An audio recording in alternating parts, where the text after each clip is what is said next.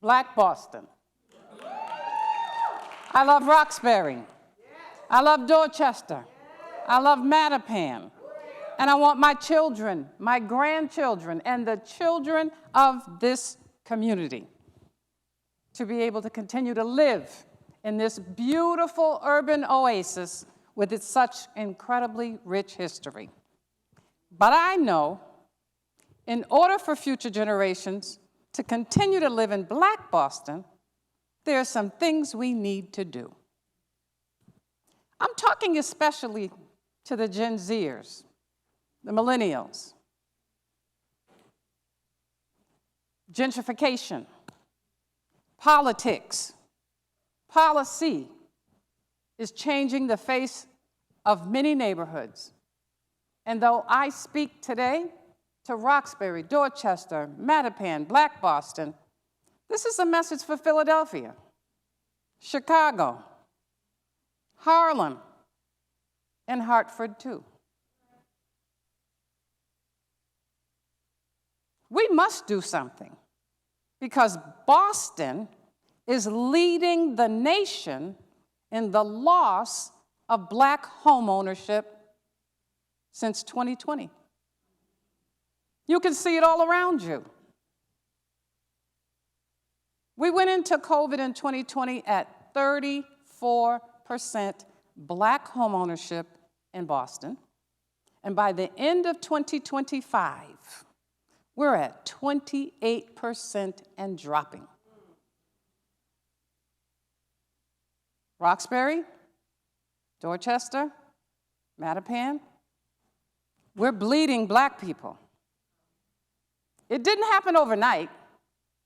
Right up through the early 1970s, Roxbury was the bustling, thriving, economic center of the city.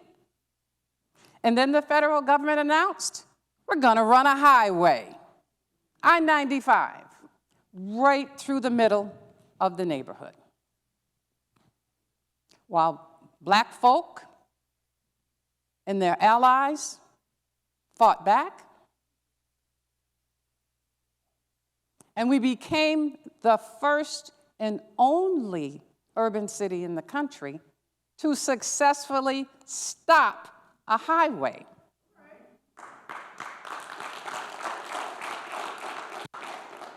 But it was too late. They bulldozed the beloved neighborhood. 3,000 homes, 500 commercial properties owned by Black people in Roxbury, bulldozed, gone. Some of the families who lost their homes may be familiar to you. The Abdaholics, the Tituses, the Singletons, the Joneses. When I interviewed, 3 years ago, I interviewed one of the Jones sisters, now in her late 70s, and she shared with me what happened on that fateful day in October 1968. It was her best friend's birthday, so they decided to skip school. She was going to cook her, they were going to hang out all day, she was going to cook her dinner. Midday through, she's on her way home with the groceries, and she runs smack dab into the drunk. Everybody had neighborhood drunk on the corner. He sees her and says, "Oh, you in trouble. They looking for you." So she sneaks around the back of the house, jumps the fence, and lands into the most unimaginable scene. Her home, the one she left that morning, laid in a smoldering heap of wood and bricks, being hosed down by the Boston Fire Department, Boston police everywhere. She panics because she thinks her mother was in that house.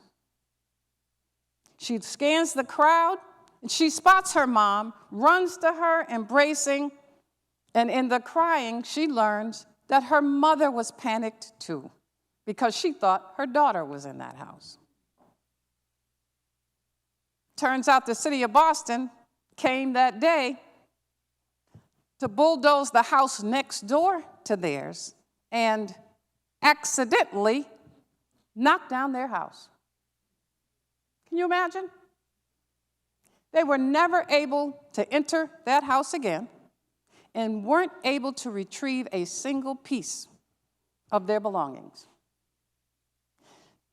Sister Jones shared with me that until her mom passed just 3 or 4 years ago, every time they rode down Warren Street and passed the Washington Park Mall, and her mom saw that Marshall's department store sign on the side of the building, you've all seen it, her mother, in her frailest voice, would point to that sign and say, "That's where my kitchen used to be."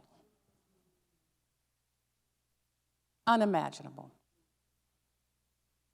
3,000 homes, 500 commercial properties gone. Today, those properties would be worth over $4 billion. $4 billion in Black wealth, generational wealth, lost. That's the facts, folk. That's our history. But let's talk about the future, because the future is now. Today, City of Boston says there are over 5,000 people walking around with certificates documenting their completion of one of the many home buying courses in the city. 5,000. For the Roxbury residents, of course, it's a cause for celebration and trepidation. Why? Because the median income for Roxbury residents is $45,000 to $50,000. So with some creative financing, they could probably buy a house for $400,000 or $500,000. Problem? There are no homes in Roxbury available for that amount. In fact, there was not one single move-in ready, 2-family, habitable house for sale in the MLS listings in Roxbury in all of 2025. I didn't say 1955, 2025. Let that sink in. Not one. Somewhere in Roxbury right now, there's a Black grandma answering the knock on the door, the phone call, opening that latest piece of mail, all from speculators, offering to buy her house for over $1 million. Gentrifiers. What if I told you that there were over 12,000 Black seniors in Roxbury, Dorchester, Mattapan who own the most beautiful 2- and 3-family houses? This is the best kept secret. Our Black seniors are the largest center of wealth in the Black community.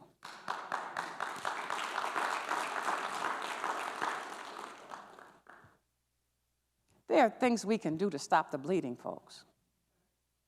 My plan, this plan, the one I'm going to share with you today, is the only plan on the table right now that will halt the gentrification and allow us to get back on track in creating wealth to lead to that next generation.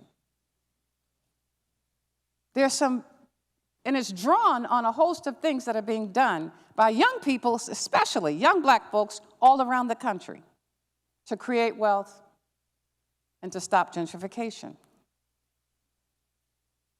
All around this country, Black folk getting creative, young folk in particular, like Sibylla Nash and her best friend, 2 young single moms from New Jersey who pooled their resources to buy a house for their 3 little children to create a safe and an affordable living and life experience that neither of them could afford on their own. Or Timothy and Rashay, 2 brothers from Kappa Alpha Psi Fraternity Incorporated in Columbia, South Carolina, graduated from college. They're buying up whole blocks of homes in Columbia to protect them from gentrification that was depleting that neighborhood of its blackness. If we're strategic, and I believe we are, we can increase black home ownership in Boston and add up to 10,000 new black homeowners in the next 5 to 7 years.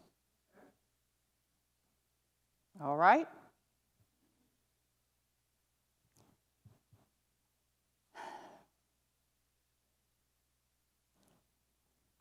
Think about this.